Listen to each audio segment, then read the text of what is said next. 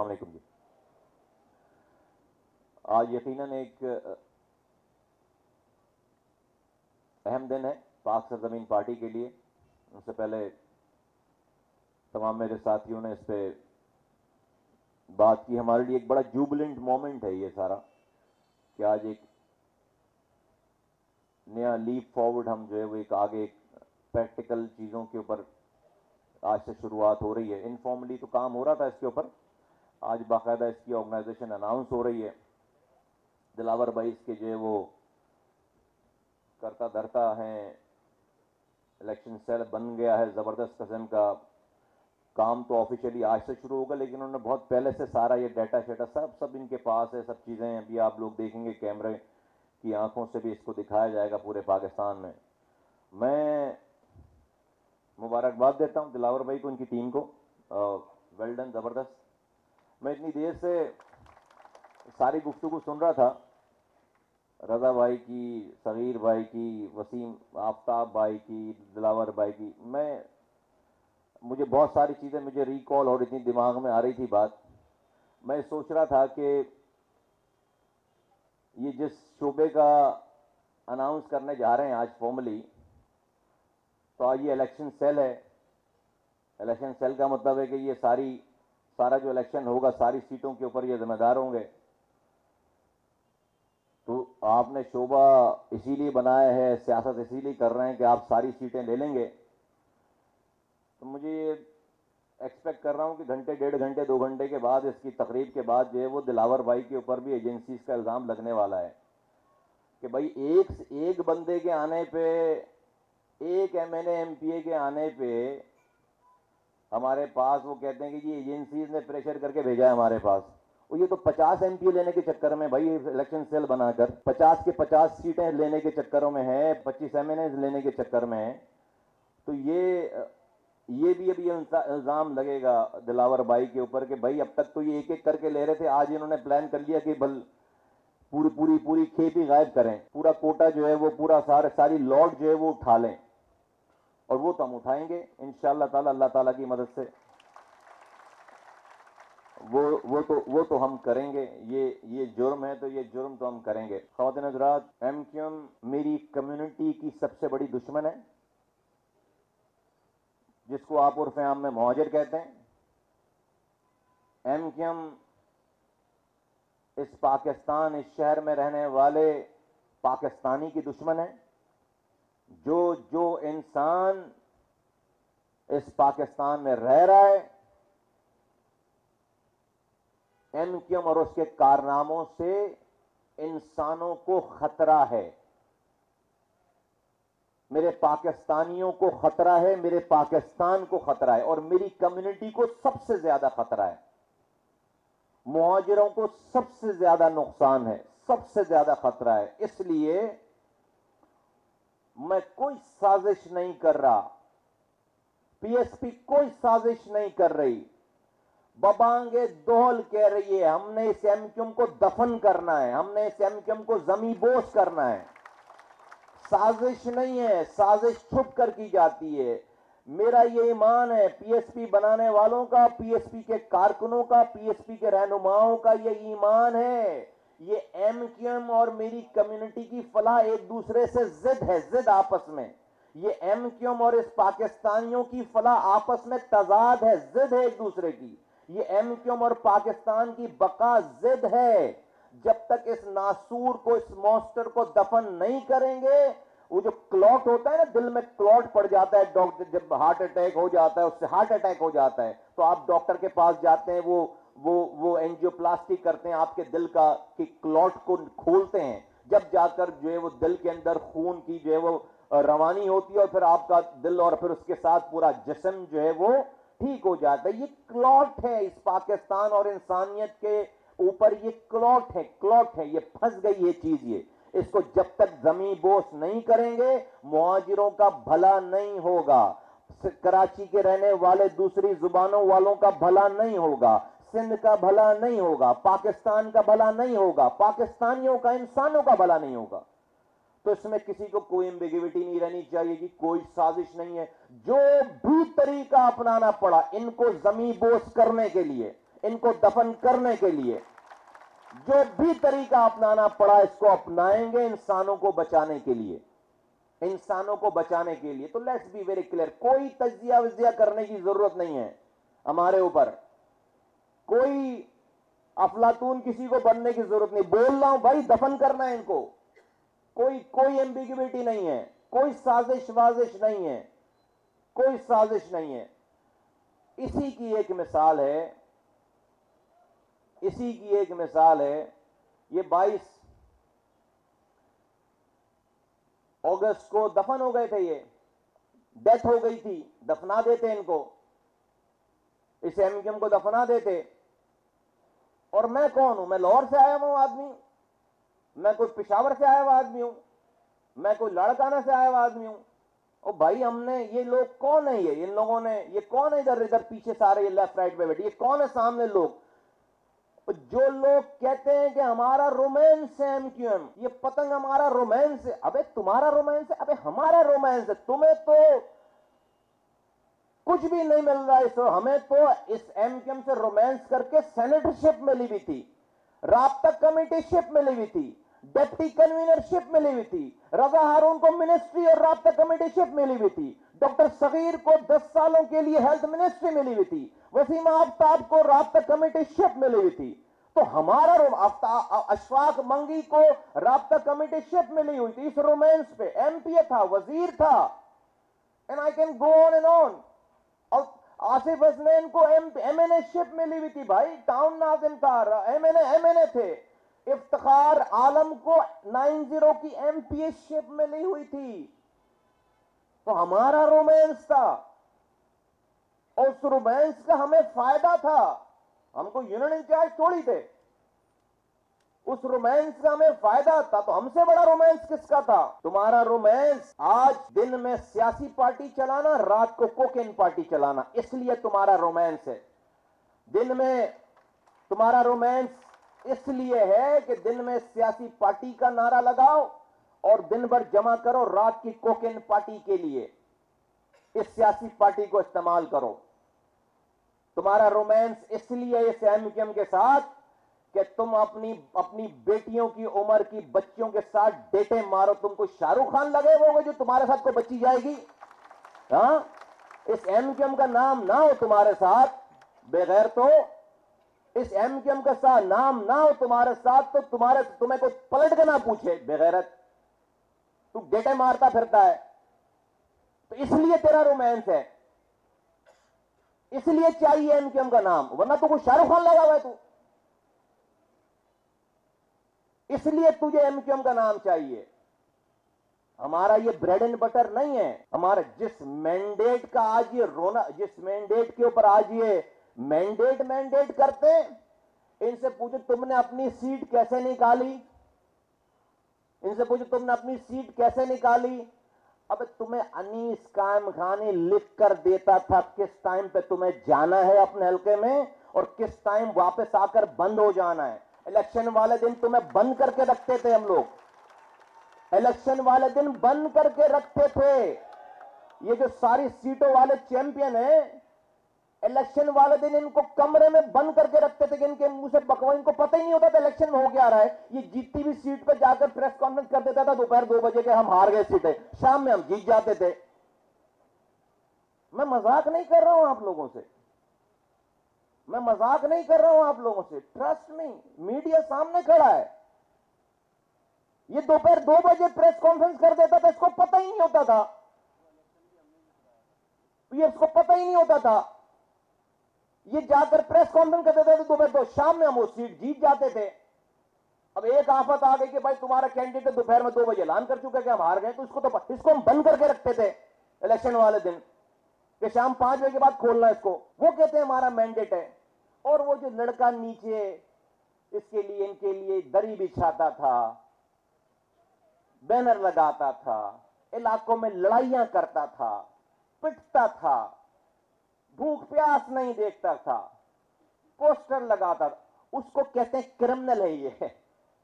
उसको अब ये कहते हैं, ये नेता सारे ये कहते हैं क्रिमिनल है, हम साफ लोग हैं, बेगैरत कहते हैं क्रिमिनल है वो, हम साफ लोग हैं,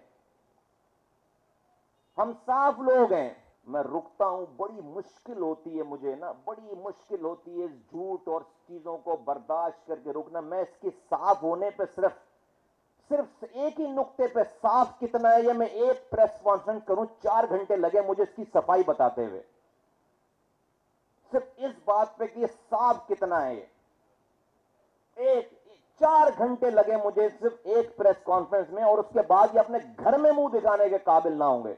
मैं रुकता हूं, मैं रुकता हूं, मैं नहीं जाता इसलिए कि मैंने अपने दरवाजे बंद नहीं कर रखे, मैंने अपने दरवाजे नहीं बंद कर रखे कि अल्लाह नाराज ना। इनसे हमें फायदा, कुछ भी फायदा नहीं है, हमारी मुश्किलात में इजाफा होगा, लेकिन अल्लाह नाराज ना हो। आज अल्लाह ताला ने हमें पावर दे दी है, अल्लाह ने दी है। मुस्तफा कमाल अनीस कायम खानी मेरे साथियों में नहीं ताकत है, हम तो एक डेंगू वायरस के मच्छर की मार नहीं है। हम बोले हमने जमा किया, ये एक आदमी जमा नहीं कर सकते अपने साथ, ये अल्लाह ने करम किया है। अब मेरे पास पावर आ गई, मैं बंद करूं दरवाजा, मैं नौजुबिल्लाह यहां पर जजा सजा करूं कि ये फला गलत है फला सही, नहीं करना चाहता। मैं डरता हूं ऊपर वाले की नाराजगी से, इसलिए मैंने दरवाजा बंद नहीं किया, ये मेरी मजबूरी है। और इसलिए मैं रुक जाता हूं बहुत सच बोलने से कि कल को ये आकर खड़े हो गए मेरे साथ तो मुझे मेरे अल्फाज हॉन्ट करेंगे, मुझे मेरे अल्फाज हॉन्ट करेंगे, मुझे मेरे ही कहे हुए अल्फाज मुझे शर्मिंदा करेंगे। लेकिन ये मुझे पुश किए जा रहे हैं दीवार से, ये मुझे दीवार से लगाए चले जा रहे हैं झूठ बोल बोलकर। नहीं देखता मैं टीवी में तो उनकी बात नहीं सुनता हूं, लेकिन जब ये बात कर देते हैं तो कानों तक कोई ना कोई पहुंचाता ही कि अभी इसने ये बोला। हम सब लोगों का खून खौलता है कि यार इसको तो पता है सब कुछ, ये ऐसी बात कैसे कर सकता है। मेरे भाई ये बुजुर्गों दोस्तों माओ बहनों, हमने इनको दफन करना है, ये है, इसमें कोई एम्बिग्युइटी नहीं होनी चाहिए इस एमक्यूएम नाम की चीज को। 22 अगस्त को हमें कहते हैं, अरशद बोरा को कह रहे हैं कि एजेंसीज ने भेजा, हमारे पास जो लोग आ रहे हैं जिनसे, वो एक सोहेल लड़का इनका टाउन, इनका सेक्टर मेंबर है, उसके लिए प्रेस कॉन्फ्रेंस में लाइव टीवी पे आके कह दिया कि सोहेल को जो है वो हम लोग ले गए, पीएसपी वाले ले गए, इनका सेक्टर टाउन मेंबर है, सेक्टर मेंबर है। अगले दिन उसका भाई टीवी पे आकर कह रहा है कि भाई वो सोहेल तो जेल में बंद है, सोहेल तो जेल में बंद है, नॉर्थ अहमदाबाद का सेक्टर मेंबर। और ये हाईएस्ट लेवल उनका वो आदमी खड़े होकर जिनकी सब ये तारीफें कर रहे थे, शेर व शायरी कर रहे थे जिनके ऊपर, ये हाईएस्ट लेवल पे वो आदमी खड़े होकर टीवी के सामने कह रहा है कि पीएसपी वाले उसको लेकर उसकी वफादारी तब्दील करा दी। आज 18,000 कारकुनान यहां पर हैं, 10,000 कारकुनान अंदरूनी सिंध हैं, हर पाकिस्तान के हर शहर में कारकुनान हैं। अभी 4 दिन पहले मैंने कनाडा, मुझसे खिताब करवाया, कनाडा चैप्टर अनाउंस हुआ है, कनाडा में भी एजेंसीज जाकर मिला रही हैं पास जमीन पार्टी के अंदर, कनाडा में है, कनाडा में चैप्टर 150 आदमी वहां पर जो है वो बैठा हुआ है, पूरी कमेटी अनाउंस हुई, कनाडा चैप्टर अनाउंस हुआ है कि कनाडा में जो है वो जाकर पाकिस्तान की एजेंसीज लोगों को शामिल करानी है पाक जमीन पार्टी में। ये रजा हारून लंदन आते जाते रहते हैं, लंदन में 25-28 सालों से लंदन सेक्रेटेरिएट कायद उनका वहां बैठा हुआ है, उसका उस ऑफिस के अलावा दूसरा ऑफिस नहीं है। आज हमारा लंदन में ऑफिस है, आज हमारा बर्मिंघम में ऑफिस है, आज हमारा मैनचेस्टर में ऑफिस है, और अभी ब्रेडफोर्ड में अभी 2 हफ्ते पहले सबसे बड़ा जो ऑफिस खुला है ब्रेडफोर्ड में खुला है। लंदन यूके के 4 शहरों में हमारा ऑफिस है। एक आदमी भी मुझसे नहीं मिला हुआ, एक आदमी भी मुझसे नहीं मिला हुआ। सऊदी अरब के सारे शहरों में हमारे ऑफिस हैं, यूएई के सारे शहरों में हमारे ऑफिस हैं। ये सब एजेंसीज करा रही हैं, ये सारी एजेंसीज करा रही हैं। ये मैं मीडिया वालों से कह रहा हूं, ये मेरी शोबा खवातीन की सेंट्रल कैबिनेट बैठी है, ये जो शोबा खवातीन की सेंट्रल कैबिनेट है, ये मरकजी कैबिनेट है। ये जो पीछे लोग बैठे हैं ये खवातीन, ये कोई पूरे शहर से औरतें जमा करके लेकर नहीं आए, ये मेरी सेंट्रल कैबिनेट है शोबा खवातीन की। तो इन सब लोगों को एजेंसीज लेकर आई हमारे पास, इन औरतों को हमारे बारे में। तो ये इबाम, ये गुमान हो सकता है कि हम लोग एजेंसीज के लोग होंगे, इबाम या गुमान हो सकता है। कयास आराई हो सकती है, शक हो सकता है, इबाम हो सकता है, गुमान है कि हम एजेंसीज के लोग हैं।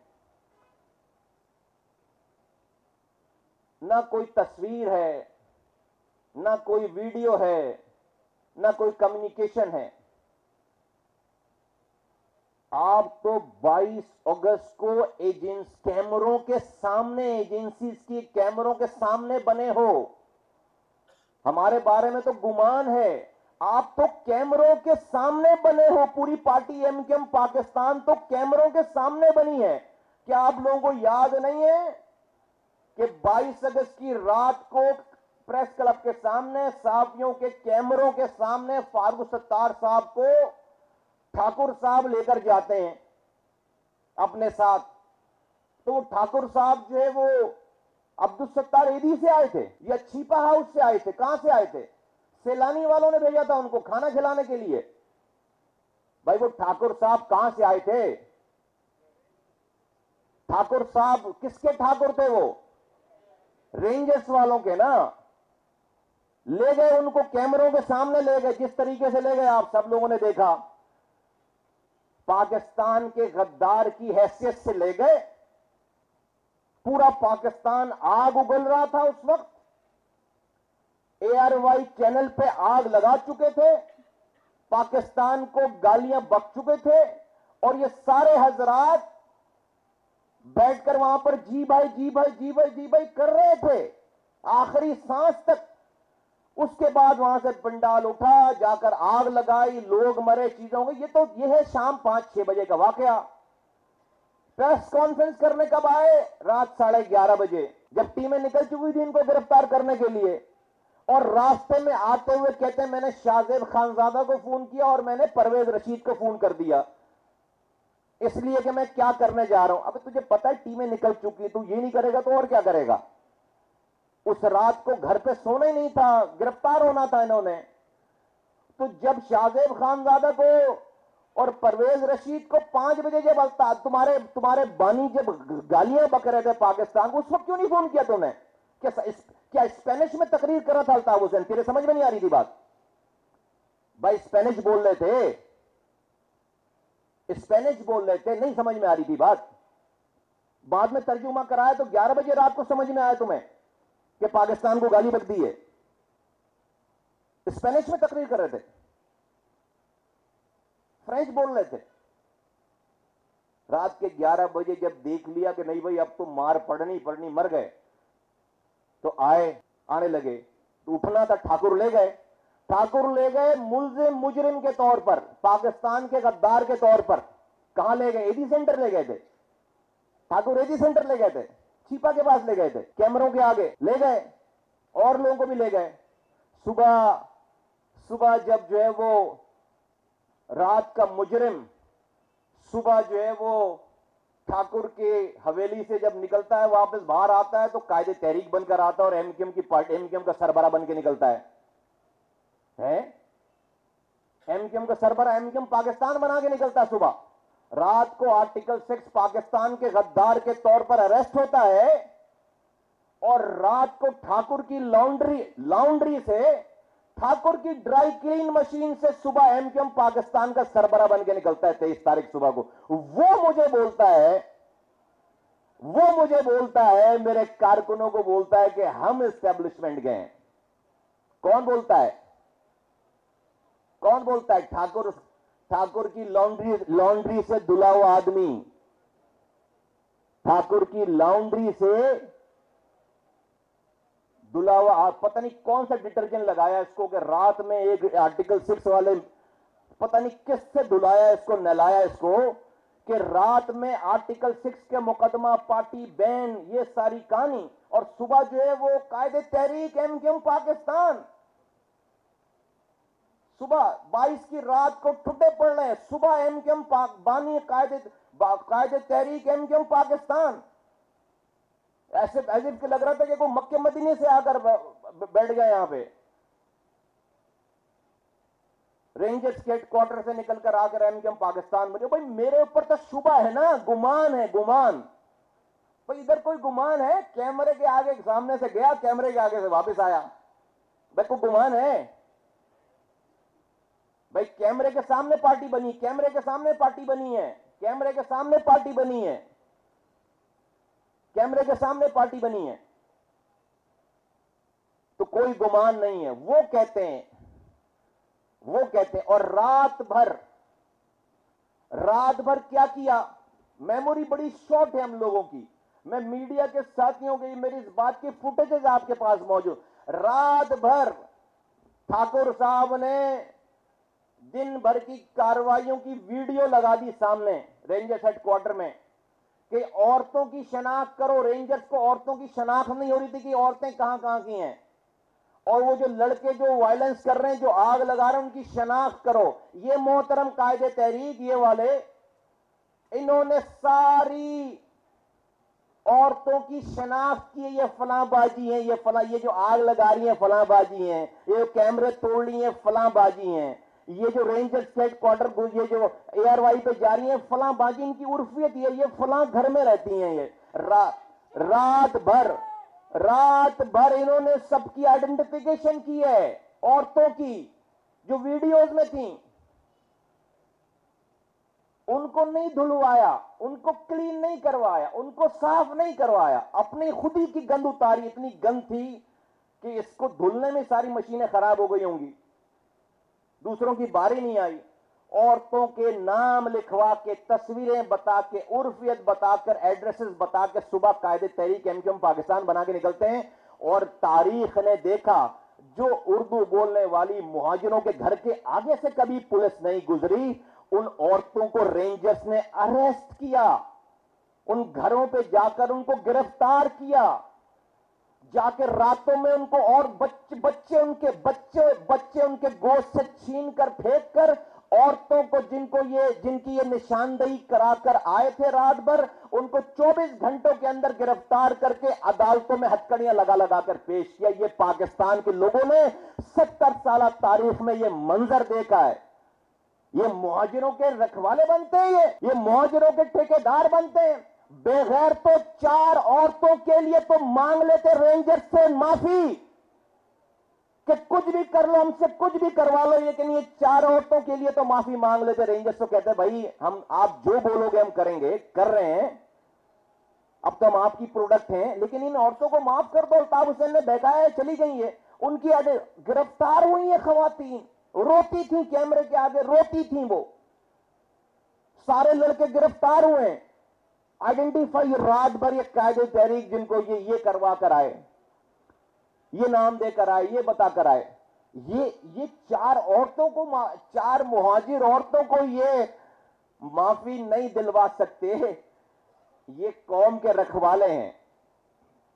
हम पर ये इल्जाम है कि हम लोगों को ड्राई क्लीन करते हैं, और करते हैं यार। मैं अपनी कौम को इसी तरह से मैं मर जाऊं, मैंने फिर और किस लिए काम किया शुरू? ये मुझे को दोबारा सेनेटर बनना था, अनीस कायम खानी को दोबारा डिप्टी कन्वीनर बनना था, रजा हारून डॉक्टर सगीर को दोबारा वजीर बनना था, अशफाक मांगी को दोबारा वजीर बनना था। और ये कौम तबाह हो रही थी, एक आदमी ड्रैग कर रहा था, इस अल्ताफ हुसैन और एमक्यूएम इतना बदतरीन प्रोडक्ट हो गई थी कि इस नाम के साथ, इन लड़कों के साथ जो भी कार्रवाई जोड़ दो, पूरी दुनिया यकीन करती है, पूरी दुनिया यकीन करती है।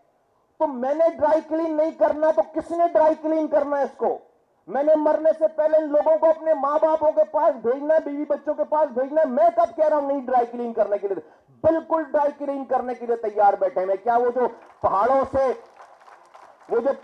उतर रहे हैं, वो जो पहाड़ों से उतार कर रॉकेट लॉन्चर लेते हैं, आप फूलों का गुलदस्ता उसको पेश करते हैं, वो ड्राई क्लीन नहीं हो रहा।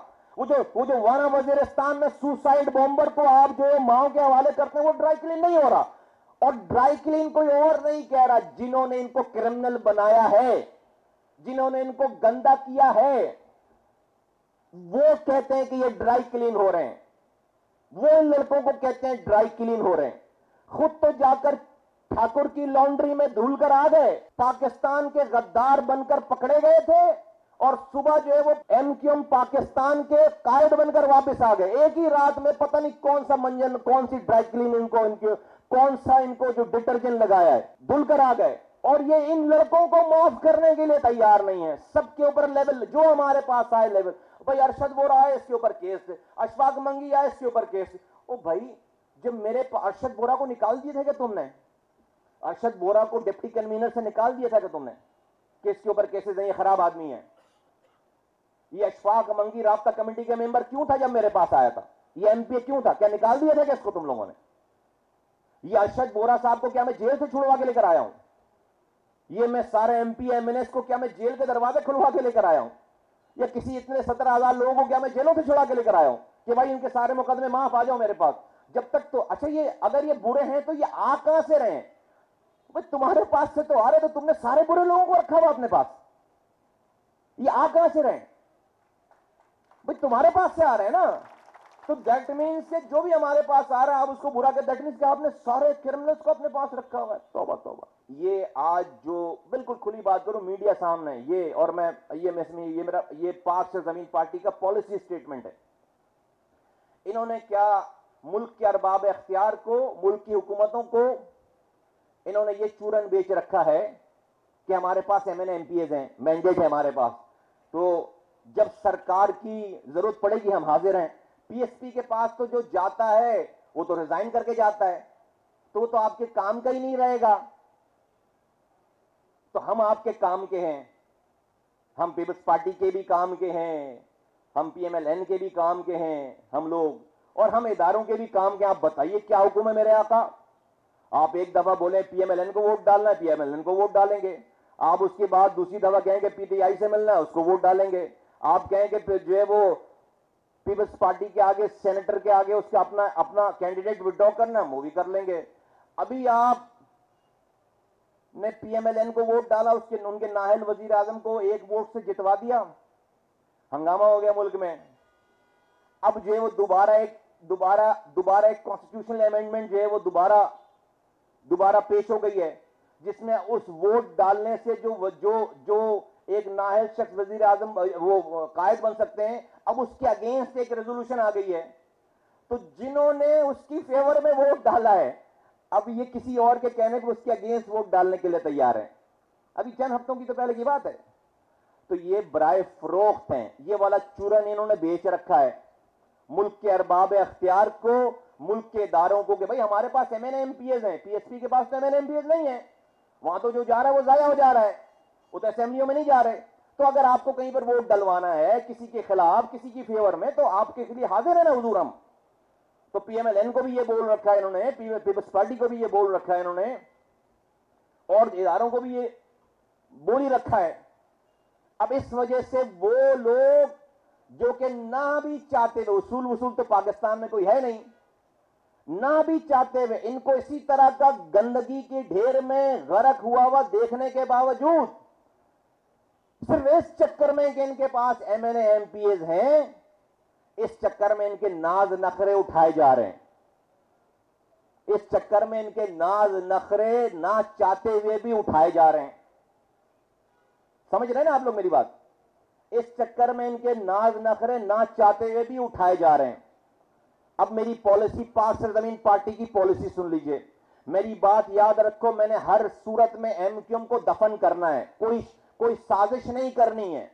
अपने लिए, अपनी कम्युनिटी के लिए, अपने मुल्क के लिए, अपने शहर के लिए, अपने सूबे के लिए एमक्यूएम जब तक जिंदा रहेगी, अल्ताफ हुसैन जिंदा रहेगा। अल्ताफ हुसैन जब तक जिंदा रहेगा, यहां पर कत्लो गारत गरी, खून पीना, बच्चों का खून गिरना नहीं बंद होगा। ये प्रोडक्ट खत्म हो गई है, बकौल रजा हारून की एक्सपायरी डेट है, इसको फेंकना है निकाल कर बाहर। नई प्रोडक्ट मौजूद है, पाक सरजमीन पार्टी मौजूद है, जो कि जोड़ रही है, तोड़ नहीं रही, जोड़ रही है। लोग जुड़ गए हैं, लेकिन इस प्रोडक्ट को अगर नहीं फेंका आपने, आउटडेटेड प्रोडक्ट को, तो कभी कोई बच्चा गलती से भी इसको उठाकर खा लेगा। रजा भाई की बात को आगे हमारी प्रोडक्ट मौजूद है, वैलिड एंटीबायोटिक मौजूद है, लेकिन अगर आप खामोखाई में आउटडेटेड गोलियों को शेल्फ में सजाकर रखेंगे, तो किसी बच्चे की नजर पड़ गई, उसको तो नहीं पता, डेट नहीं देख रहा, उठाकर अगर उसने खा ली ये दवा, तो मौत वाकई होगी, इंसान पागल हो जाएगा, इंसानों को नुकसान होगा। तो इसको फेंकना बहुत जरूरी है,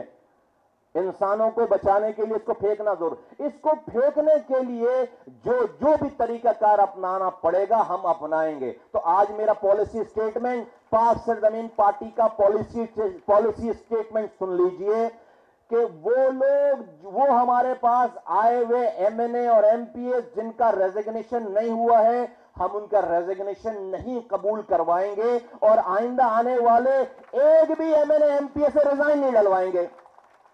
आइंदा आने वाले एक भी एमएनए एमपीएस काउंसलर से रिजाइन नहीं करवाएंगे। आ जाओ खेल लो। हम एक भी एमएनए एमपीएस से रिजाइन नहीं करवाएंगे। आ जाओ खेल लो हमसे। कोई सेनेटर एमएनए एमपी अब आएगा, अब रिजाइन नहीं करके आएगा। गुलालाई का रेफरेंस हमारे पास मौजूद है। हमारे लोग मुनहरिफ रहनुमा कहलाएंगे, मुनहरिफ। हमारे लोग मुनहरिफ एमपीएस कहलाएंगे, मुनहरिफ एमएनएस कहलाएंगे, मुनहरिफ डिप्टी मेयर कहलाएगा हमारा आदमी। अपने अपने ऑफिस जाएंगे, असेंबलियों में जाएंगे। आ जाओ खेल लो। जितने लोग आएंगे नहीं रिजाइन करवाएंगे। भाई इसी को बेच रहे हो ना, इसी को बेच रहे हो ना, इसी बात को बेच रहे हो ना कि भाई देखो हम गलत तो हैं, हम बुरे तो हैं, लेकिन यार ये हमारे पास एमएनए एमपीएस हैं, तो हमें खत्म करोगे तो तुम्हारी ये एसेट तुम्हारा खत्म हो जाएगा। अच्छा भाई, तो मैंने आपको बताया कि मैंने भाई हर वो चीज जिससे इनको ब्लीड हो, हमने इनको ब्लीड करना है, इसलिए कि ये नासूर है, इनको दफन होना है। ये एक्सपायरी डेट की दवाएं इनको फेंकना है डस्टबिन में।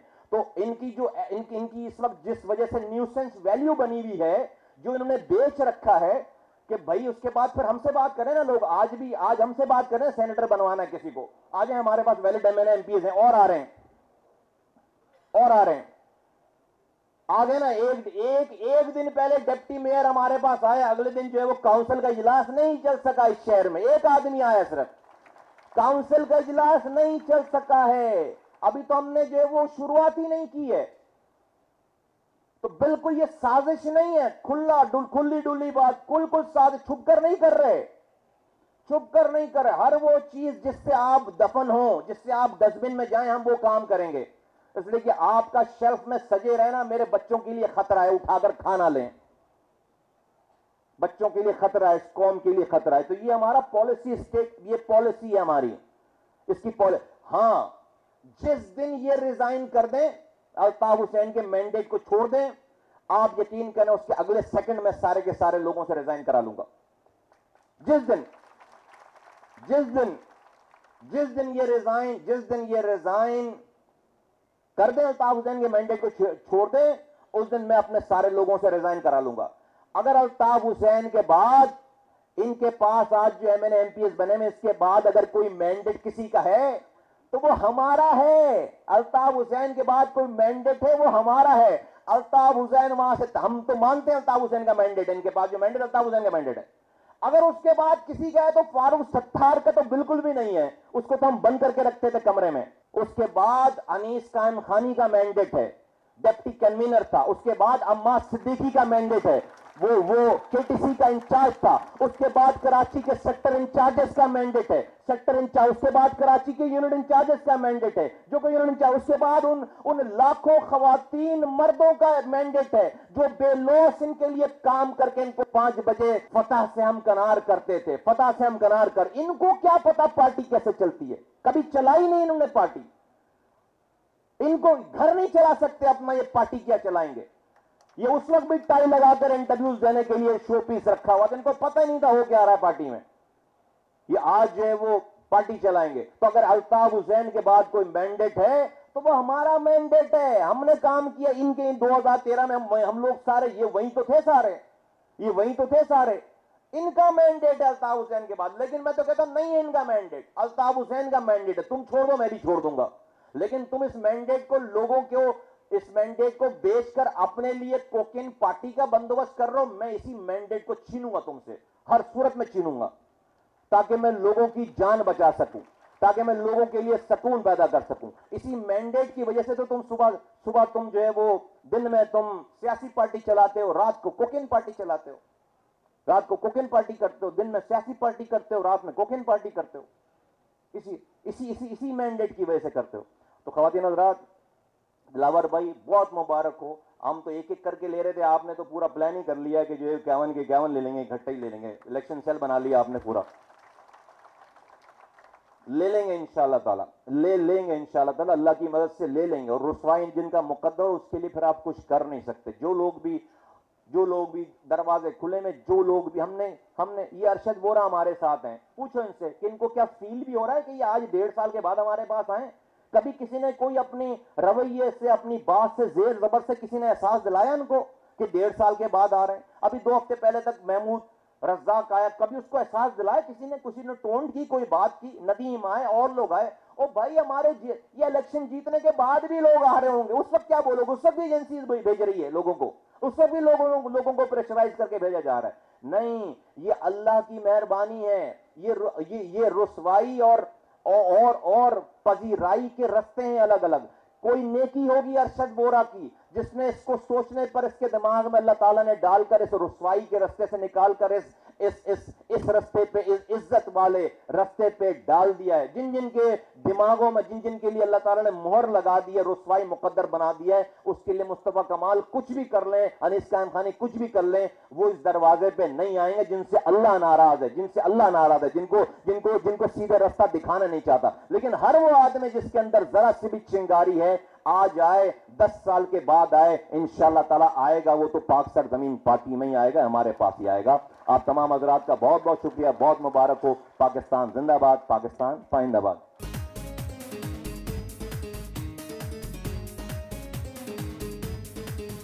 चल पड़े हैं वतन की जो तामीर को, अब संवारेंगे नस्लों की तकदीर को।